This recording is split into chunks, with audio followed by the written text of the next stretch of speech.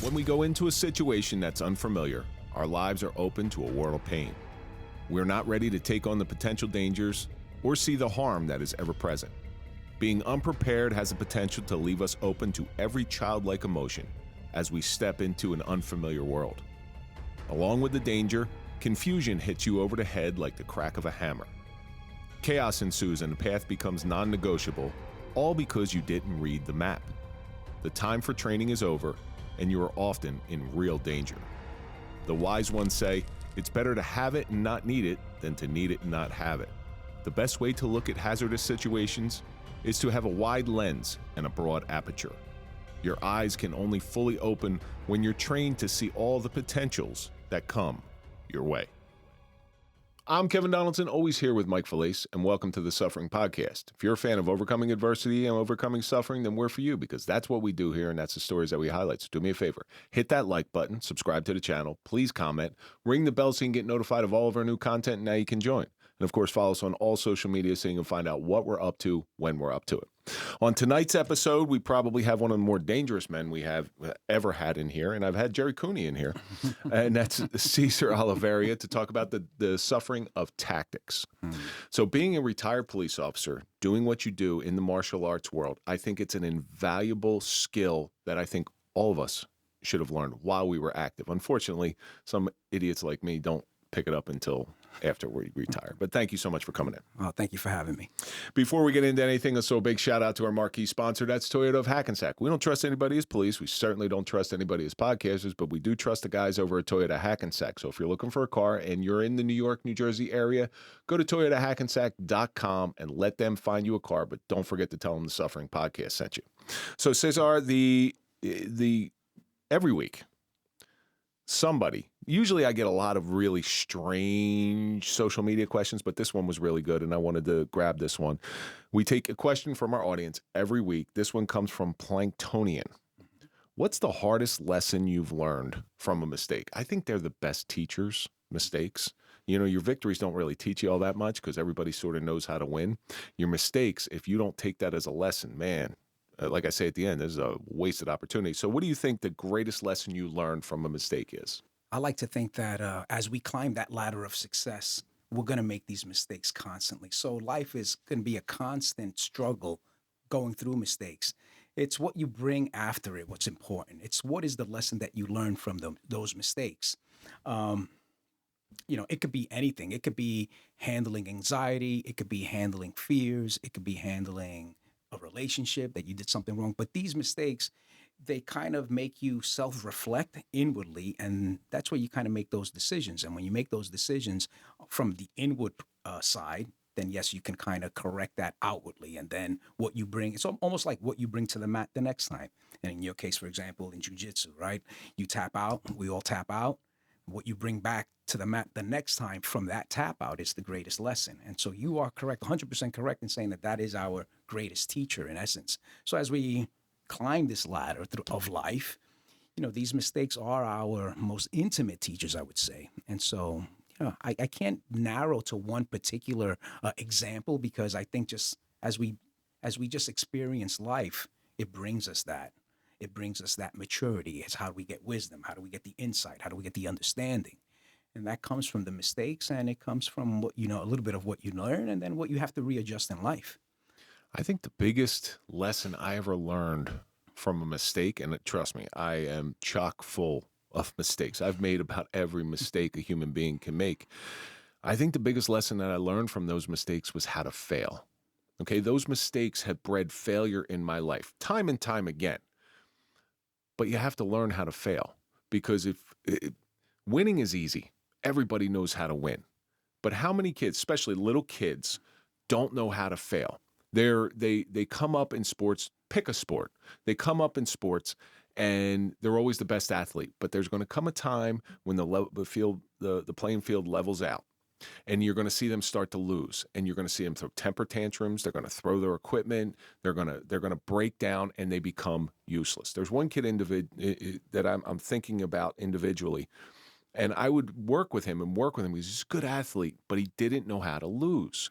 I'm not saying you got to like losing, but I would tell them, I'd say, if I was playing against you, I'd own you in about 2 minutes because I would do something to get under your skin, throw you off your game, and now you're going to lose. And when I know you're losing, I know you lose control. So the biggest lesson I ever learned from the mistakes that I made, pick one. There's a litany of them to pick from. The biggest lesson I ever learned was how to fail, because I think everybody's afraid to fail, but failure, like you said, is the greatest teacher in the world. Yeah, I agree with you 100%. And on that same note, I'd like to expand a little bit, if you don't mind. I have young students, and I have students that are constantly winning.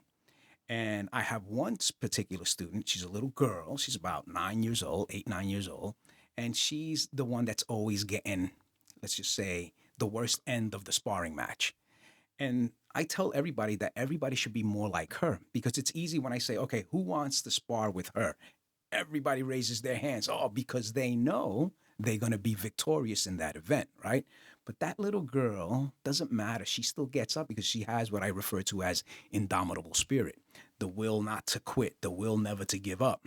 And so I tell all my students that are used to winning, when they face an opponent that's greater than they are, then all of a sudden they get nervous. They start to backpedal, as you say. They start to feel that sense of failure. But when you look at this one little girl and you look at her and she's an angel. You have to see her. She's absolutely beautiful. But she gives it her heart. She goes, and she knows that she's going to lose, but she steps into the middle of that mat and she still goes for it. One day, that girl is going to win. Absolutely. So there's the battleground that she's on right now. One day that girl's going to win, and that victory is going to taste sweeter than any of the previous losses or victories that the other people have accomplished. That victory to her is going to mean so much to her, and she is going to keep winning and winning because she's gone through that battle. When I coach football, I would do this thing, and it's not really a legal drill, but I call it sideline tackling. And I would pair them up first, and in the second round that we would do, I would let them pick their opponent. All right. I want to see the kid who's going to pick somebody better than them. We don't learn anything from being the best amongst the worst. We learn something from being the worst amongst the best. And I would watch them, and I would wait for them to pick somebody who they know is inferior to them. And I'm like, yeah, you're a pussy. Like, in back of my head, I'm like, yeah, you're a pussy. But then there's the other ones, and my son did it, and it made me so proud. And I couldn't say anything because I was a head coach, but he picked the hardest hitter. He was a year younger than him. Picked the hardest hitter, and he got run the fuck over. I mean, just flattened. Got himself up. I know his bell was ringing a little bit, but I was so proud of him because he was willing to step in that arena knowing that he's going to lose like this little girl, and he's going to pick himself back up. That is the greatest thing in the world, to see one of your students or somebody you're coaching do that. Absolutely. Absolutely. So, Planktonian, thank you for sending that question in. I could go on all day about the values of mistakes and failures, but we have to move on because I have a very, very interesting person here. Keep sending your questions in, and we will try to get them on the air. So, Cesar, we were connected by my good friend, Mike DePalma. I'm not as crazy as him. Just there's no hurricane. That's why I call him the hurricane. Okay, because it is literally like being in the presence of a hurricane. There's just chaos and shit flying all over the place here.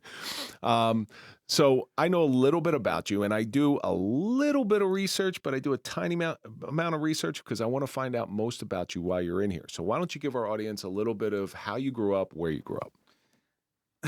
Okay. Well, I was pretty much raised in Hoboken. I was I can't say born and raised in Hoboken because St. Mary's Hospital wasn't open until 1970. Unfortunately, I was born in 69. But I tell everybody I'm born and raised in Hoboken, but I'm actually born in Jersey City. So you know Benny Love and Butchie Sanchez and Stewie Chirichella. Yes. Mike has brought me into the Hoboken family. Like, Hoboken is a crazy place because if you come in with the right people, you literally become family in this mile square city. It's the most wonderful thing in the world. Yeah. That's why I love people from Hoboken. But it's not that anymore. It's a different town today. It was that. But yeah. Too many $1 million condos. That's what it is. Yeah. Beautiful town. I absolutely beautiful. And the restaurants are incredible. I mean, if you want to eat any particular food, Go right down Washington. Yeah, they have it, and it's remarkable. You know, the Hoboken, so the Hoboken Police Department has always been very, very good to me. Whenever I got to go into New York for anything, you know, they make room for me.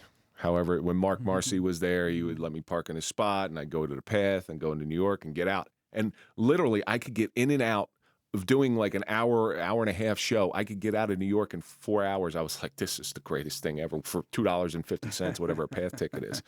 So growing up, what were your interests? What were you into? Just martial arts. You started from a young age? Yeah, I started at 5. Are you ready to enhance your skills and provide the best care to those who need it the most? I'm Kevin Donaldson. I'm Sherry Alsop. Our trauma-informed training is here to help, and we've been traveling across the country delivering this essential need to departments and organizations of every size, shape, and makeup. We come to you with on-site training so you don't have to worry about travel or scheduling conflicts. This isn't just a class, it's an interactive experience. You'll learn directly from subject matter experts who teach from a victim's point of view, putting you in the shoes of those who have experienced trauma. This approach allows you to understand trauma on a deeper level and to better serve the individuals you work with. We'll guide you through new interview techniques that prioritize a victim-centered approach, ensuring safety and empathy in every conversation. And for those of you in law enforcement or other fields, our training includes post-credits, giving you the extra added value and recognition for your commitment to professional growth. We offer references upon request to show just how effective our training can be. Don't miss the opportunity to improve your understanding of trauma and make a real difference in the lives of those you serve. Get in touch with us today by going to sherryalsop.com and let us bring trauma-informed training to your organization. Together, we can make a lasting impact. I think it wasn't until I got a little older, 9, 10 years old, when I really started to say, wow, I can actually do something here. This is kind of cool. So why did your parents put you into martial arts? Because I know it's not, at 5 years old, it can't be your decision. Yeah, well, I was supposed to be a boxer. You know, I come from a family of boxers. My uncle was a Golden Gloves fighter. My dad was a Golden Gloves fighter. My uncle did actually really good. He won Diamond Gloves, Golden Gloves. He did his first 3 professional fights, and then he retired. He had a bad scenario with his wife, so he just pretty much pulled out. But I should have been a boxer. That was what the aspiration from my father's side. That's what they wanted me to do. They wanted me to box. But there was no boxing gyms in Hoboken, you know, to address 5-year-old kids. And so it's not. Puerto Rico is famous, so you can go anywhere in Puerto Rico and you can just box anywhere. Boxing gyms everywhere. It's like Muay Thai of Thailand. Yeah. Boxing is that of Puerto Rico. But there was the local karate school. So that's where I started, and that's how it all began. So at 5 years old, 1974, by the way, it's the year I was born, so I am the youngest in this room, which I am overly appreciative of. But at 5 years old, you walk into this. Can you recall what it was like walking into that gym for the first time? It was incredible. I don't know if you know Hoboken, a little bit of Hoboken history. So there's a place called Everett School of Karate, and that was on 4th and Washington Street. And it was above what they called Sorkin's. And Sorkin's was a local mom and pop, like a mom and pop Hallmark card facility. So you would have to go to the side entrance, and then you would walk up the stairs. And it was like it was the longest set of stairs for a young kid. And I can just imagine, it was endless to get to the second floor. And then as you get to the second floor, and I can still smell it. You can smell the uniforms, the filthy uniforms, the sweaty uniforms. And you're like, what is this, right? And then there was Mr. Everett there, and we would have to sign in. And then the dressing room was funny. The dressing room wasn't like your typical, modern day locker rooms. It was a room with a curtain. So we'd go inside the curtain. We would change into our gi, and then we had to go up another set of stairs, and that was taking us to the 3rd floor. And the 3rd floor, it was opened up to pretty much a massive gym, and it was incredible. So I definitely remember those days of a lot of fun for me. Yeah, I had my boys just to get them used to a little bit of pain. I've had them in boxing. I've had them in taekwondo. And I watched 2 different types of kids go into like a taekwondo, okay? The one thing I disagree with taekwondo is a 10-year-old should not be able to gain a black belt. I just don't think they should be able to because... Well, they don't. In this gym, they could. In this gym, they could. I just don't think that's the right way to do it because you're you're giving them a false sense of bravado. Well, I'm a black belt. Well, yeah, but I'm 200 pounds and you're 60. You're not a black belt to me. Yeah. That's the point of that. But they would do it. But I would go in there and I always watch them spar because I wanted to see what would happen when my kids got hit. You know? So do you remember the first time you were hit? Like really hit? I don't want to sound egotistical, but I used to thrive on it. I used to enjoy it. It's like if you hit me, it just made me want to hit you more. it just kind of turned on the what I call the killer instinct, and it's not blacking out or anything. It just made me more focused because I didn't like getting hit. I knew if I didn't do what my coach was telling me to do, I was going to get hit harder. So I don't know if I was more fearful of my coach yelling at me or the person that I was actually facing. You know, and that's the odd person, right? Most people, they'll get punched, they won't know what to do. We had a little discussion off air about this. They freak, like there's a certain portion of the population, they get hit and they freak out. Yeah. They don't know what to do. And then there's the other guys, the rare ones, they get hit and they focus, and it's just like time to go to work. And even in police officers, that's how it should be too, right? You go to call shots fired. What do you guys do? Are you guys going to focus, or are you going to pull off the side of the road, wait for the rest of the cars to drive by, or are you just not going to respond? And I've seen both, right? And I'm sure you've seen them too. But that's the kind of like the idea. And I don't know if that comes from how you are raised, but I know growing up, you know, my family was tough. I think it's instinctual. Yeah, I do think it's unless you come from a pugilistic genealogy. No, it's not that. But I know how my mother was. I know how my dad was. You know, we lived it. You know what I mean? It wasn't like, you know, we were poor. We weren't affluent. We weren't middle class. We were poor. So you had to basically kind of earn your respect out there, and it's kind of living like that. And I guess that kind of just followed me. And even at an early age, I remember I got beat up at 5 years old, and then my parents weren't happy with it. I went back and I went upstairs crying, and my mother hit me again.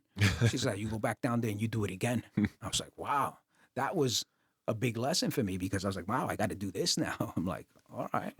So that's a tough lesson for your mother to do, because you're her boy, right? She doesn't want to see her boy hurt, but she also knows that if you don't go back down there, it's probably going to happen again tomorrow. But if you went back down there, let me ask you, that person who beat you up, did you go back down? I did. All right. So when you went back down, was that the last time you fought that guy, or was that an ongoing thing? No, that was the end of it. Yeah, bullies don't want to have anybody fight back. Yeah. You know, that's the way that it is. So, but I've seen this in police work, right? And I've seen people train to be tough, and until you're in the real scenario, you kind of never know which one you are. Like you were in a fight at 5 years old. You knew who you were. You know, it's interesting because, and I think that's why people have to have stress inoculated training, right? And I think that's an important part of everybody's training, to kind of feel that pressure. Now, look, you don't have to have an early experience. You don't have to have this kind of background or be a certain type. You can learn. You can learn to, you know, you don't have to act tough. You just have to be tough. But you can learn, obviously, the ways of the warrior. And part of that is through stress inoculated training. And if you're not creating that environment, and you can go slow. There's no rush to it. You know, you don't have to go into the ring, fight an MMA fighter, and you never fought it. You know, you build yourself through it, right? And as long as you're experiencing that, and I have students that dive with sharks. Talk about stressed out. I mean, free diving. And his name is Tommy Gallo, and he'll say, I went to the Galapagos Islands. I'm going to go see some great white sharks. And he'll dive, and he'll tell me the girth was like this big, and he didn't see Jaws? He enjoys it. I haven't, you know, I don't know if I could do that. You know, there was a time when I was a young man, I thought I was tough. Okay, I thought I was tough. I was boxing a lot. I could take a punch. I was the great white hope. And somebody in, you know where Red Brick Gym is in Harrison? I don't even know if it's still there. There was a boxing gym. It was big, but they had a pro there. And I won't say the pro's name because it's embarrassing what happened. So I go over there, and they were looking for heavyweight sparring partners. So, all right, my trainer says, why don't you go spar with him? I was like, all right, you know, I get to spar with a pro. He was an older pro too. He was probably 38, 39, maybe 40. I get in the ring with him, and I go, I am not a pro. I am not a pro. I am the furthest thing in the world from a pro. And I saw what it took to be a pro. And I got the shit kicked out of me. I was proud I did it. I was proud I stepped in the ring with somebody who fought at the highest of high levels. But damn, there's different levels of talent and different levels of people. Even if he didn't train, he could probably still kick my ass because his abilities, his But that talent. doesn't matter. It doesn't matter who's better than who. There's always going to be somebody better than you, right? But it's like what we talked about earlier. What did you take from that experience? Was that a failure? That's not a failure to me. That's actually a learning experience. So you get into the ring, you lose. You never lose because you're still learning. And you got in there, first of all, you faced your own anxiety, your own fear. You're like, wow, well, I actually stepped in. So kudos for that, first and foremost. I mean, most people just won't do it because they don't want to be embarrassed, or they don't want somebody to look at them a certain way, whatever. But you did it, and you experienced it. That makes you a winner already. So you didn't really lose, and people don't understand that. Well, here's what it taught me. I'm going to tell you exactly what it taught me because I know I still live to this lesson today. The hand speed on these high-level guys is incredible, all right? So if I want to do anything, and listen, I was low level, but if I want to do anything, I better go work on my hand speed because my hand speed's not good enough. And that was the lesson that it taught me. And I got back in the ring, and I worked on my hand speed. Listen, I'm still slow as shit, but at least I worked on it. But listen, those are attributes, and we all have to develop attributes. And attributes are, and when you're talking about speed, you have to talk about perception. Then you have to talk about the physicality of it, and then you have to actually do it. And then there's so much involved to that. But there is a lesson that went away with that. You understand? And so, just like that little girl, yeah, she's learning lessons every single day. Yeah, I mean, it's fantastic to be able to have that experience and just move forward. So as you matriculate, do you remember a portion of your life when it's karate, right? That's the discipline you're doing? I started with Taekwondo. You started with Taekwondo, and then you graduated into other disciplines. Right. In 92, I went into Jeet Kune Do, Kali, Silat. The Bruce Lee, Jeet Kune Do. Yeah. A little bit more fluid, a little bit more freedom. From what I understand, I'm not a practitioner by any means. Yeah, people, and that's interesting that you say that because people, they overthink what Jeet Kune Do is, right? And granted, JKD is all about experiences, but you have to define it, and you have to define it within your own reality. And when make that determination, when you make that definition, then you can kind of find your way. You can kind of go, but people will go into the philosophy of it as a white belt level, so to speak, and then they just never get it. They become arrested in that thought, and they'll never kind of progress, and they never come out of it. Like doing focus glove mitts and doing things like that, and they get stuck into that, and without really grasping what's the true intention. But first, define what is it that it is, and then define what you want to do, or determine those goals, and then kind of spearhead that way. Do you remember? Was there one discipline that sort of stuck to you, and like this is the one that everybody's got? Yeah. It's good to be a practitioner of them all, but there's one that just sort of grabs your heart. For me, it's the Filipino martial art. With the knife fighting? Yeah. Oh, do you know Bobby Casper by any chance? No. Dude, no. Bobby, he's older than you. He was a tunnel rat in Vietnam. Okay. Bobby was the guy who used to work on my footwork. He used to, I don't even know what it was called, but he used to go to the Philippines and he used to fight underwater. Yeah, so that's Kali training. I was like, so like you, and you remind me a lot of him because you walk in here, smile on your face, unassuming. There's no anger. I don't see any anger in your face. Good. And right.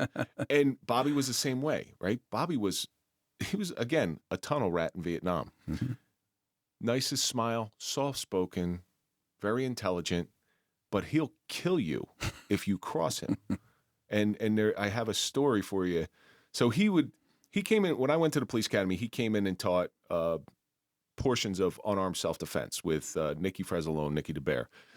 And he knew me. I worked with him before. So he gets up and he says, okay, Kevin, throw a punch at me. And I like half-assed throw a punch at him. He goes, no, I want you to throw a punch at me. Now, Bobby's about 5'7". All right, back then I was taller. I'm like 6'3", 6'4". I was like, all right. So I start jockeying around for position, and I throw a punch. This motherfucker's behind me with his knee in my calf, making me scream. He knew I could take it. But the most unassuming people, it's a lesson that I teach my kids. You never know who you're sitting across from.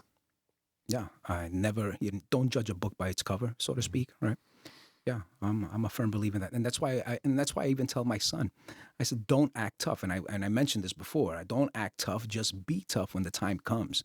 You don't need to put on a facade. You just need to, rely on your training, rely on your skill sets, rely on your thinking, because obviously, combat is a thinking man's game. So yeah, be nice to people, be humble, and I think that's the most important thing is be humble to everybody. And the greatest lesson, I'm a God-fearing man, and Christ teaches us love your enemy because it takes away vengeance. It removes the vengeance. It removes that from you. And he even says, do good to those who persecute you. He's being humble, super humble, and that's the way. That is absolutely the way. So Filipino, what's it called? Yeah, it's known as Cali, Eskrima, or Arnis. It's just different parts because the Philippines is made up of 71,000 islands. Not 7,100 islands. I'm sorry. Might as well be 71,000 because I'm never visiting. It feels like that, right? And they have different dialects. So the Luzon territory or the Northern territory, they call it Arnis. Central, they call it Eskrima. Southern, they call it Cali. So it's just wherever you are. It's the same thing. It's just different dialects communicating the same. Because I go to church with a lot of Filipino people, and now I'm going to start talking to them about Kali training because I know some of them now. They'll know Arnis. Arnis? You'll hear, they understand Arnis because the Kali it's an original term, and it has a lot of Muslim roots because it comes from the Southern Territory, and there's a lot of Muslim people living in the Southern Territory. You go through this thing, you're becoming a young man, you're probably more well-grounded than those you're going to school with. Did anybody ever try to test you in school? Well, let's say, out of for fun. They tried. It was never malicious. It was for fun. More so in college than anywhere else. But it did it out of fun, and I understood that. But I'm a guy. I never drank in my life. The first time I actually drank an alcoholic beverage was at my wedding, and then okay. But prior to that, I didn't do that because of my background. And I grew up with the drunken uncle, the drunken this, the drunken that, and I didn't like what I saw. And, there was a lot of domestic violence in my family. And a lot of that was attributed to alcohol. And so that's why I stood away from it. People say, oh, I can't trust a man who can't drink. That's okay, but everybody has their story, right? And so I didn't do that. So I was at college. And, we were having a good time, and there were fraternity brothers there. I'm actually a member of Lambda Sigma Upsilon. And, they tried to force a drink down my throat. And, well, let's just say it didn't happen. So a lot of bottoms of sneakers flying up everywhere. So you go to college, you continue with your training the whole time? Yeah, so we even had a university collegiate team there too as well. It was a small thing. It was very small, but we went to Harvard, we went to Princeton, we did some few collegiate tournaments, and it was a lot of fun. I've always trained. Always trained. Well, once it gets in your blood, it's like football's in my blood, boxing's in my blood. Yeah. And once that stuff infects you like that, you just can't shake it off. It doesn't. Even the retired guys, even if you no longer compete or you no longer do the combat, but every once in a while, you're 56? 7. 56. Oh, no, you're right, 56. I'll be 57. I'm just doing math. Yeah. So you're 57 years old. When's the last time you've taken a good shot? Well, I haven't taken a good shot. I'm recently recovering from an aneurysm. Oh, wow. So I was actually lifting weights with my son, and we were at the gym, and my artery exploded in my head. Ooh. And so I was in ICU for 11 days. And so I haven't done anything for the last year. I always say that every couple years, as we get older, we need to know what it feels like. Yeah, no, listen, I got punched in the face plenty of times, and I don't miss that. I don't miss it, but it's that thing where the punch will knock you out is the one that you don't see. It's to feel the pain, because we have short memories. Mm. Do you ever think that one day, just let me see what I can do? Those things don't come through my head. No? I don't think of anything like that. I just, I do my thing. I get into my zone. And when I do that, I do it. And I just enjoy it. Now, I'm prepared to get hit.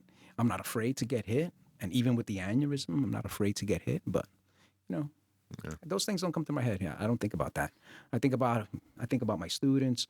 I think about what's how can I help them more than I do? I mean, I don't have. Yeah, I don't. Those things just don't play. I'd rather just pray. Sometimes in the difficult times, praying might be even harder than taking a punch.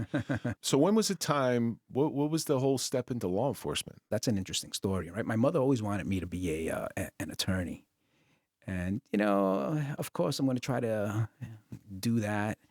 And so, but as I'm going through college, and I was doing some really good stuff. My major was administration of justice back then. That's what it was called. And today it's called criminal justice. And, I was doing my internship. And then one day I decided to do an internship with the University Police Department. I went to Rutgers University in New Brunswick. And the first call that we went to was a rape in progress. Ooh. It was a rape in progress. We show up. Sure enough, what I felt, what I saw, what was going on, I knew where my calling was. In that moment, I knew I was going to be a cop. In that moment, I had to come to terms. How am I going to explain this to my mother?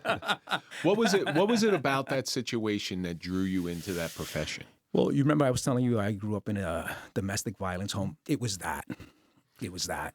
Being that person, that somebody who is in distress. Yeah. So people don't get this, the feeling. It's a very soul fulfilling feeling when somebody is lost, somebody's life is blowing up, and you show up. You're the man in blue, and they look at you, and there's a look that people give you when they're in complete terror and they see you. It almost just takes their terror down a step to say, okay, somebody is here. Somebody at least is listening and here to save me. Yeah. And once that gets into your soul, much the same way martial arts did, it never leaves. Yeah. It to this day, I've been retired for a long time. It never leaves you. Yeah. How many times where you see something out on the street now, something that's going on, a man is arguing with his wife and, raises his hand. Your instinct is always going to be to step in. Yeah. It never goes away. Yeah. And that's so true. But and that was the calling. And and it's interesting because when I got into the police department, I thought I was going to see more guys like that, like with that attitude, and to my surprise, it wasn't. It was there was a handful of guys that were that kind, responded to those calls with that intensity, with that. And look, I rather see an alpha male police officer and kind of pull the reins back a little bit than a beta male not doing anything. So one of the things that I do when I travel around the country is I teach trauma-informed training. Basically how the police departments, how to deal with sexual assault victims, okay? Because what people don't realize, and this is the finesse that comes in police work, people don't, you may show up at not you specifically, but an officer may show up at a scene of a rape, and they're going to get just the facts from the woman. What were you wearing? Well, if you ask that question to a woman who was just raped, and maybe she was out on the town looking her best, makeup done, short skirt, 2 haircuts, the whole thing. Well, she's going to listen to, well, if I was wearing a short skirt, does that mean that I was asking for it? I'm not going to say it. So I instruct them on, from a victim's perspective, how that is perceived. Because it is a hot spot for me as well. Yeah. It's a big hot spot for me. But I applaud you. And then what was that conversation like with your mother?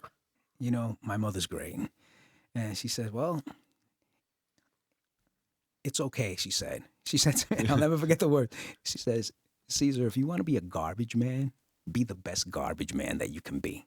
And in this case, you're going to be a cop, well, then be the best cop that you can be. And I went with it. And that was it. The rest is history. Yep. Did you finish school? I did. You finished school, and then you start taking tests. And tell me the years. So I graduated in 92. I got into Hoboken Police Department in 95. Wow. So you got in, I want to say from the years 95 to 2005, it was a real end of an era. It was. It was. People don't understand that those people who were there do. They do, yeah. And MVR started coming in. And not that we were doing anything. You used to be able to adjust stuff much easier. You see something going wrong. You see a kid with a joint. Let's take sexual assault or any type of violent crime out. You see a kid with a joint when marijuana used to be legal. What was the first thing that you do? You're a kid from the streets. What would you do how would you handle that kid? Yeah, What we do? Just kick him in the ass and let him go. Kick him in the ass, let him go. That's You taught him a lesson. That's it. That was a mistake. You taught him a lesson. Hopefully that lesson sticks and they start going down a different path. You know, now you're on camera all the time. You got to take the kid in, not marijuana, but other things. But discretion goes out the door, right? So yeah, to a major degree. Because you're subjected to that camera. I think there was some value. I had that adjustment when I was a kid. You know, if I got caught by the police doing something, there was two things that were going to happen. It's either I was going to take a little bit of a beating, nothing too serious, or I was going to be taken home where I would have received a beating. Mm-hmm. I would rather receive the beating by the cop, get dropped off at home, and say, okay, I'm not going to do that for a while. That's when curbside adjustment worked. Correct. You know, now curbside adjustment doesn't work because the society is so anti-police that even nobody wants the job these days either, you know, because of that. There's not that support. In our day, there was that support. You had a curbside adjustment, and it was effective. You try to do curbside adjustment today, I guarantee you the parents are coming into headquarters to sign a complaint. Correct. Correct. But, you know, your mother couldn't see. So I was in college in 95. I graduated my undergrad in 96. Mm-hmm. And everybody, there was this big push towards lawyers. I remember very in the 90s, it's like, okay, get out of there, go be a lawyer. And I watched a lot of people. I took my LSATs. I watched a lot of people go be a lawyer. And then what happened? You had the lawyer profession flooded, and you had a bunch of people with $200,000 in debt, making $60,000 or $70,000 a year. Where you went into law enforcement, but nobody could foresee what was going to happen in law enforcement as far as salary goes. Yeah. All right. Yeah. So when you went into the police academy, what was everybody's a little idealistic when they step in the doors for the first time. What was your thought of what a police officer was? As cliche as this sounds, I just wanted to help people. I wanted to help that woman in the domestic violence call. I wanted to help. I wanted to be the guy to show up when somebody needed help. That's it. There was no, outside of that, it was just me wanting to do that, me wanting to do a good for people. And, and then I had my martial arts training. And so I thought it was a good fit because I've had this training, and not that I was trained on a combative level, but I had this training that I felt like I had an advantage over the average person. And I wanted to kind of plug in that training to help somebody. And that was it. It was very simple. Wasn't because you weren't making shit. No, I was making $17,000. Right, you weren't making. So you and again, I tell the guys, the police officer I talk to now, being a police officer back then was much different. You were much more civic minded. Now, because the salaries in New Jersey are so high, you're having people whose parents used to be resistant, like your mother, say, "No, you don't want to be a cop. You don't want to be a cop." Now they're saying, "Go be a cop. Go be a cop because you'll make $140,000 a year, and you really don't even need college in most departments." Yeah. So it's a different type of person taking that job. It's not. There's still guys just like you, but they're not all as civic minded as you once were. $17,000. Yeah. You can't buy groceries in Hoboken right now. No, you can't survive on that at all. So you go through the police academy now. Mm-hmm. Does everybody know that you're a martial arts practitioner? So I try not to make that known, but one of my police colleagues, one of the guys that I went to the academy for Hoboken, started chirping, and so it got out. So, but excuse me. Aside from that, no, I was not one to advocate. It's just my thing. I don't know. It's just like, some people like to go to Atlantic City and they'll gamble and that's their thing, but they don't really talk about it. It's just their thing. So for me, martial arts was just my thing. It was. And you don't really know, you have an idea how this may be an advantage, but you don't really know. All right. I knew where it was in terms of how I was mentally prepared. The physicality wasn't tested yet. So mentally, I knew, as we were talking about earlier, mentally, I know I can gauge, okay, I can do this because I understand, I know because you can't hide from yourself in martial arts training. The mat tells you who you are, so to speak. And so I knew that I can handle this mentally. I just didn't know where the physicality was gonna place me, and so, but that was, because at that point, because I left Taekwondo, and then it was the birth of Jeet Kune Do, and then Kali, and then I actually did Brazilian Jiu Jitsu in '93, and I got ranked in the art, and then I decided it wasn't for me. But I knew. What out of jiu-jitsu didn't you like? I'm curious. Well, because I was always into tactics. I was always into the long guns, like handgun. So I wasn't going to use those tactics with a rifle in my hands, and I had to go to my secondary. It wasn't practical for me. So what was more practical, what really fit for law enforcement was the art of Kali, because I can use the rifle as a weapon. And we're talking about combat, right? So, right. So I can use that as a weapon. I can do a magazine change, shoot the upper vitals. I can go for my knife. I can do things like that where I know I can terminate whatever's in front of me. And I can't say that because you're retired. we can't say that too loud though. But you understand what I'm saying. Yeah. I mean, it's when you're looking at combat for what it is. Combat is not what most people think. People have this misconception. They'll say combat sports. I say, yeah, but it's still honorable, and it's still, there's a big honor in the UFC. Oh, thank you so much. Because of you, I became a better man. We raised, thank you. Everybody's raising hands. They're hugging. But when you face combat, you're looking at combat when somebody's trying to shoot you, somebody's trying to kill you, somebody's trying to throw you off a roof. It's different. And there is no honor in that. There's preparation, and then there's a mindset. And as you know, that mindset is more important because it doesn't matter. But if you're not mentally ready, are you familiar with Lieutenant Colonel David Grossman? He's incredible. Lieutenant Colonel David Grossman, his works are mandatory reading at West Point. And then he talks about the psychology and the what's the word? I can't even say it. Physiological. The physiology and the psychological connection. And that's what I couldn't get out of. So there's a connection. And that connection, it starts with your heartbeat. So at normal, you and I are having a great conversation, and we're relaxed. A normal heartbeat would be 120 beats per minute, and no problem. We're good. We're having a good time. And then as pressure starts at 145 beats per minute, then what happens? You start to lose fine motor skills at 145. At 175 beats per minute, what happens? You start to lose gross motor movement. At 180 plus, now what do we got?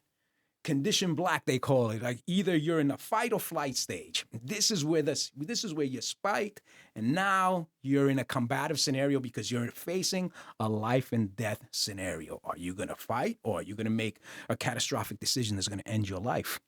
And then that's the difference. And so mentally, I knew where I was. I didn't know I had to put these other things to the test. You train for that. It's just like any sport. Yeah. Take any sport. The work doesn't happen when the lights go on and the referee blows the whistle. The work happens in the dark. The work happens when nobody's looking. And when you can do that under a calm mind. Yes. Okay? Because people don't understand what happens to your mind when you become stressed. Okay? You don't think clearly at all. I do this in my class, and I'll do this with you. And it'll give everybody an example of a stressed mind. You'll probably get it because you're a smart guy. So you'll probably let us. So I asked the audience for a dime. Okay, and I asked I said, how you're 56 years old, how long you been carrying change? Say all my life. So 6, 7, would that be fair? 6? Nice round number? Yeah. So for 50 years, you've been carrying around United States currency, pocket change in your pocket.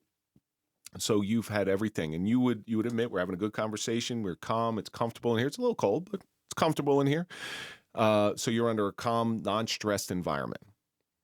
So if I were to pull out a dime, and you've been carrying pocket change for 50 years in a calm environment, what president is on that dime? Good question. And I look at the class, and this is how I instruct police officers. I said, so you're going to tell me in 50 years you didn't look on that dime under calm circumstances. How the fuck are you going to remember anything when you're stressed out? And that's the mind of a trauma victim. We want them to tell us everything they know.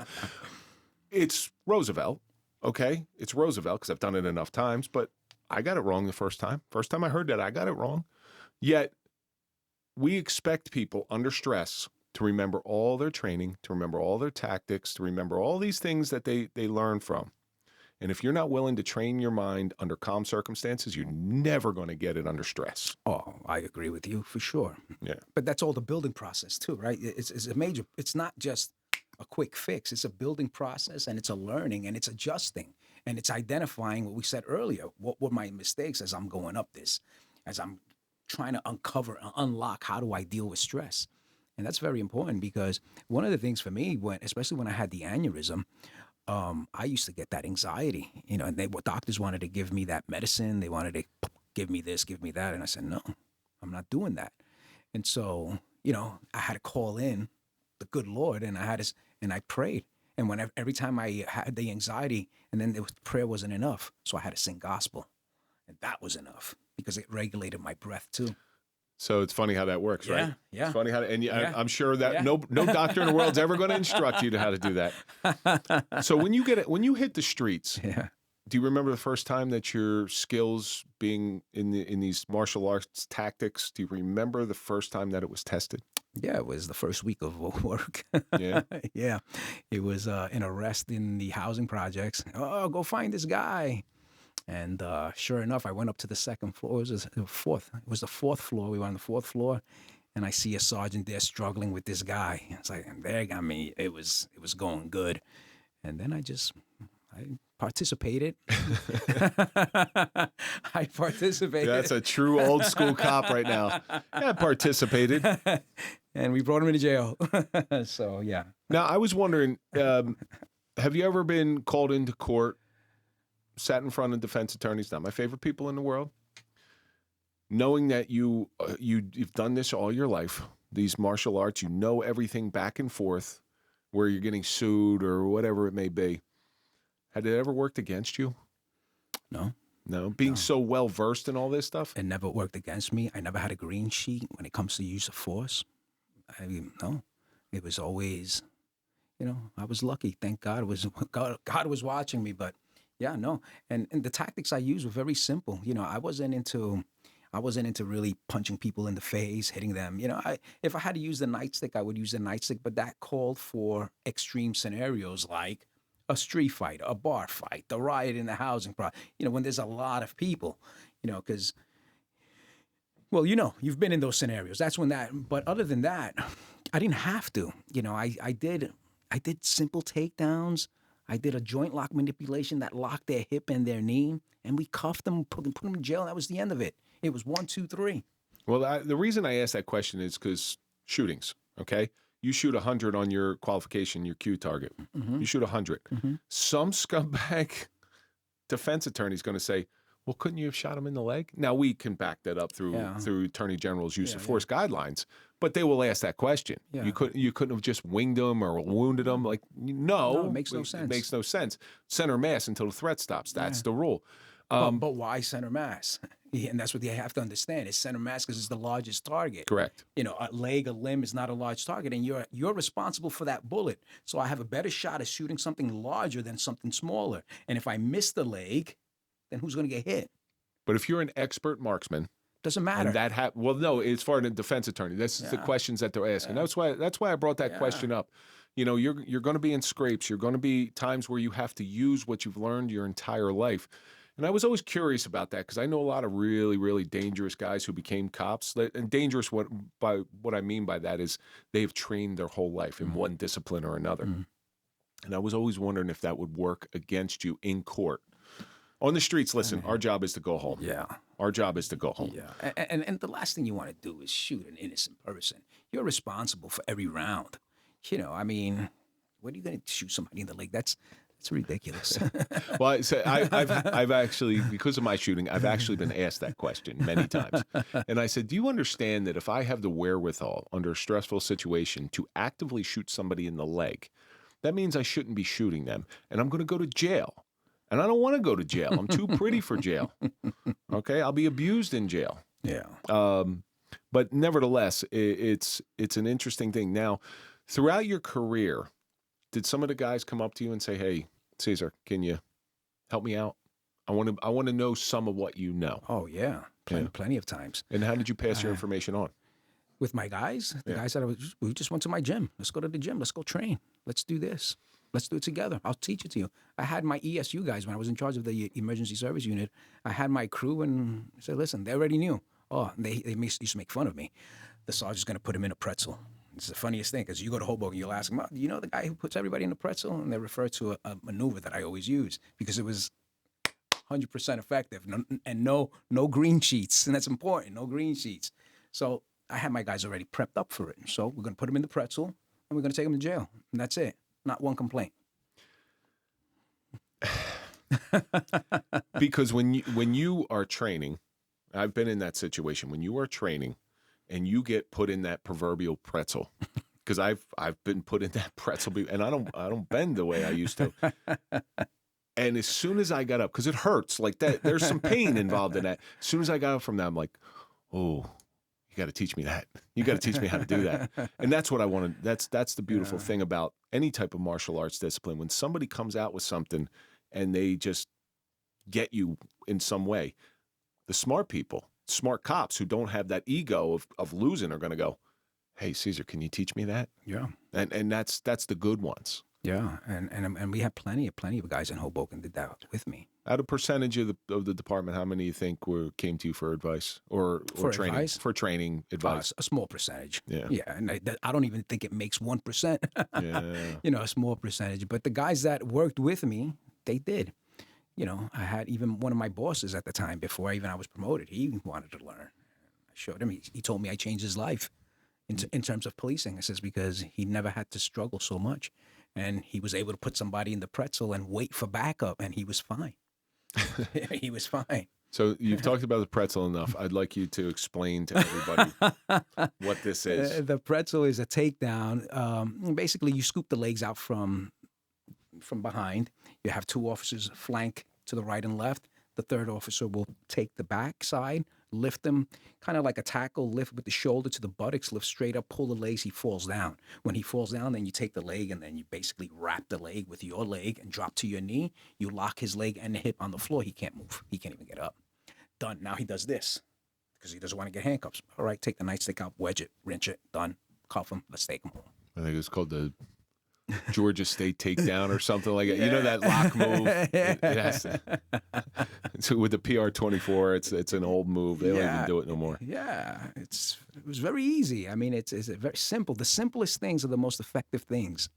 Now you start getting to the twilight of your career, and it comes a time in every cop's life where you're getting towards the end of your career, and they start thinking, "What's next?" Was that you? No. You knew what you were going to do. Yeah, have my school. Have your school. So you started your school while you were an active cop? Yeah, I always operated on a part-time basis because it was my, how should I say, it was my refuge. It was my escape from the stressful life. To be honest with you, I lost confidence in the human race as a cop, right? Because you're seeing the worst of the worst. You're constantly with this stress, and you go to these people, and there's so much anger, and then it kind of some of it kind of attaches to you, right? And so I don't want to take that home. They always say, well, and I had a great boss one time, and he's always said to me, Cesar, whatever questions you have, you leave it at the job. You leave it, you answer all your questions there before you go home. And so I make sure I made that a rule. And I even tell my son to do the same. I made that a rule, and then I would go to my gym and I would work out and I would teach and participate and have a good time and let it go. Then I would go home. And so I needed it. So martial arts, I needed it as that outlet and kind of kept my sanity. And so I already knew that once I crossed the finish line, I was just going to do it full time. What's the name of your school?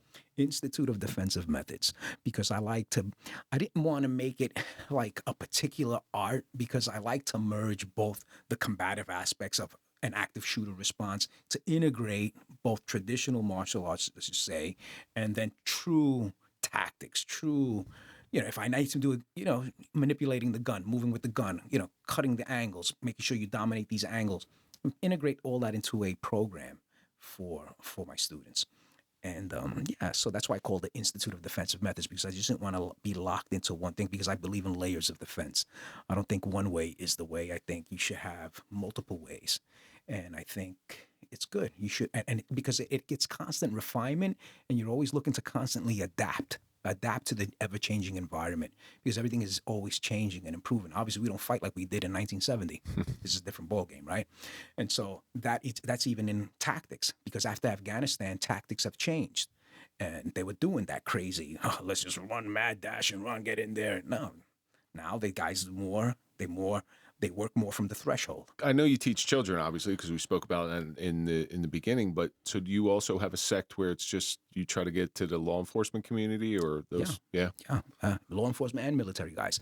So the military people I get, and I get more military people going into the military before they go to their assignment. They'll come in and they say, "Listen, I'm going to the military ourselves." Well, you have a good program because especially if you're going into like the Marines, they have a good program. They have the MCMAC program, which I'm a big fan of because it integrates all of that. And it talks about combat, it talks about self-defense, et cetera, et cetera. So I'm a big fan of that. So I prepare them for that. And it says, well, when you get into the military, you'll learn this and it'll be good. It'll be a good adaptation to what you're doing. See, I always think that learning a discipline such as yours lowers use of force. 100%. That's my opinion on it. Yeah, I agree. And for me, the way I see it is not you're capable, but you're also, you're capable. You've come across these police officers. They got a chip on their shoulder and they're scared. So when you're scared, you're going to try to prove something. If you know, then you know. People can say whatever they want to you because you know what you're capable of. And that's why I say it lowers use of force.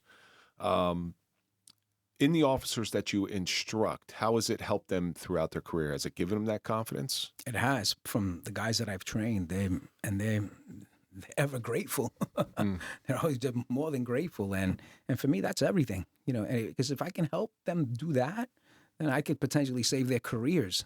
Because of what you're talking about, and if they overreact, it's because they're not ever put in that situation, and they do something wrong. Now they have to go crying to the PBA. I need an attorney. Yeah. Right. You started this job with a civic mind. You still have that civic mind. You're trying to build better police officers so they can go out on the streets, they can survive, they can go home, and they can know what they're capable of. So you still have that civic mind. It's never left you. Like I said, it never gets out of you. Mm-hmm.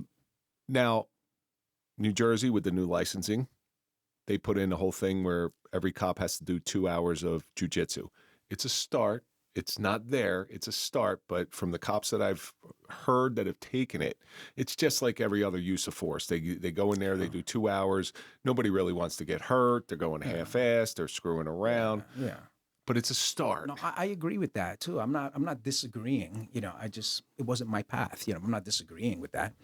And I think, my son just got out of the police academy. He went to the Essex County Police Academy. That's where I went. And they have a good program. They have an integrated program. It's not just jiu-jitsu, but they'll put in the boxing with the jiu-jitsu. And I think that's great. I think it is too. I think that's phenomenal. And that's kind of the idea, because I don't think boxing answers it all. Nope. I don't think jiu-jitsu answers it all. I think the more tools a police officer has, and even us as civilians, now that I'm a civilian, all of us, the more tools you have, and it kind of has that JKD mentality, the more, I have this situation, what can I grab from the toolbox, and what can I use in this situation?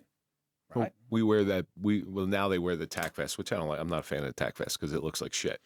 When you're wearing your duty rig, right? Yeah. Oh my God, dude, it drives me fucking nuts. What they teach in the police academy? Interview stance, right? Everybody's here.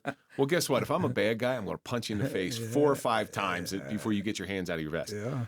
But think about your duty rig when you were on. You tried to carry everything you kind of needed, like if the situation popped off real quick. Yeah. Well, that's all you're doing. You're building that proverbial tool bag of all that stuff that you've learned to pull out when you need it. Exactly. And I'm sure there were situations you came across where you had no tool in that tool bag for that particular situation. That's just the nature of the beast. So if you had a crystal ball, mm-hmm. how much time do you think police officers, and specifically, should spend on learning some sort of combat or defensive tactic? Oh, no, that should be ongoing. You rise to the level of your training. I'm a firm believer in that. I'm a firm believer that, because why? Let me share this philosophy with you. When you first come into any school, you come with this partiality. This partiality makes you partial to your views on life, your views on fighting. What would you do in any scenario? That's your partiality. So when you get into the training, you start entering what I refer to as the state of fluidity. And that is that's your buy-in. I get it. This is making me more confident. I feel this is actually working for me. And so that's that state of fluidity. And then once you get that state, you have these tools that become second nature to you, as in football. If I throw a football at you, you're not going to think about catching it. You're just going to do it because that's what I call, because it's just natural to you. It just comes to you without thought, because muscle memory is faster than thinking. And so the same concept with any martial arts. You train to the level where you're at peace, and whatever happens should just come out like you're catching a baseball or a football or anything, because it's part of you. And you're not going to get that with just 1 hour attorney general guideline mandate, 2 hours every year. That's not enough. If you truly want to grasp the concept of being a warrior, then you have to adapt that warrior mindset, and then just make sure that, yeah, you keep doing what you're doing to make you better, to make you safer, to make you come home, so to speak, right? That's the mission, as you said earlier. Let's come home. And to get home, I need to be the best that I can be. I need to be a modern-day samurai. And how do I become a modern-day samurai? To be like that. What did they do back in the days? They trained an hour for one stroke, just one stroke. And then they did another hour the other side. It's that kind, because it's second nature. It's muscle memory, which is so much faster than thinking, and people don't grasp that. Unfortunately, a lot of the defensive tactic trainings or use of force or firearms or something, it's more liability than anything else. It's, let me check the box. And that's not what police work is. But I do know this. In order to be a professional at anything, whether it's police work or whether it's being a lawyer, whatever it may be, if you're not doing something every single day, reading something, practicing something, you are not a true professional. Somebody told me that years ago. I stick to that mantra. You know, like something as stupid as podcasting. I read something about podcasting every single day. Yeah. Every single day to try to make myself better. And that's awesome. Yeah. That's awesome. But police officers need to do that. They need to get into that mindset. Yeah. Yeah, you need that mindset. And you can't just go to the range, to the local range, and just shoot a paper target. No, you need tactics. Mm-hmm. You need to move. You need to shoot, move, and communicate, which is the essence of tactical operations, right? You need to do that because it's the hardest thing to do. And everybody fails at the communication part, and we all know that, right?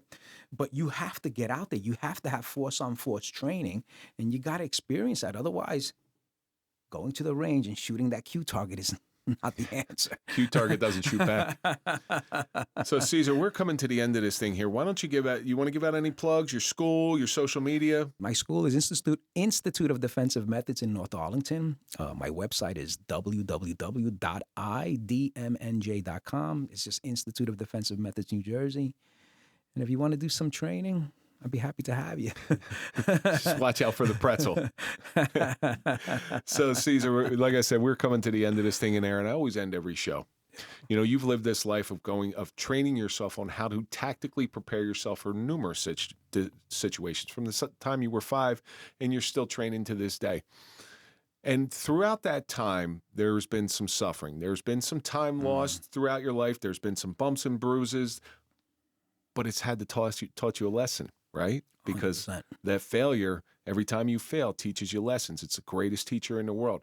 So if you think about your whole life as one big training of your current tactics and the suffering that's involved in that, what do you think it's taught you? It's taught me how to respect everything in this world. It's taught me to be absolutely, and the respect is everything, because it's teaching me love people. It's teaching me respect people. It's teaching me be kind to people, do good to people, and stay away from the violence. I love it. I love it. Cesar, thank you so much for coming in here. I still don't understand how you're friends with De Palma. Just say the word phlebotomist to him, and you will see his face go blank. Now, listen, I'm overly grateful to Mike because he's introduced me to this Hoboken family. Yeah. You're just another one of these people who I really adore and I really care about, and I just think the world of. So I thank you so much for coming in. Thank you. Thank you for having me. And that's going to do it for this episode of the Suffering Podcast, The Suffering of Tactics with Cesar Oliveria. And let's think about all the stuff that we learned. Stay tuned because there's a lot of it here. Have the will to never quit. Define then spearhead towards the goal. No matter what you do, be the best one of whatever you do. Rise to the level of your training. The mat will tell you who you are, but most importantly, and this is the one that I love the best, just respect everything in this world. And that's going to do it for this episode. Don't forget to go to popple.com, put in the code TSP20 for a 20% discount on your digital business card. Follow us on all social media. That's Instagram, Facebook, TikTok, LinkedIn, Clapper, OnlyFans. Follow me at Real Kevin Donaldson, and of course, follow the Suffering Podcast. We'll see you on the next episode.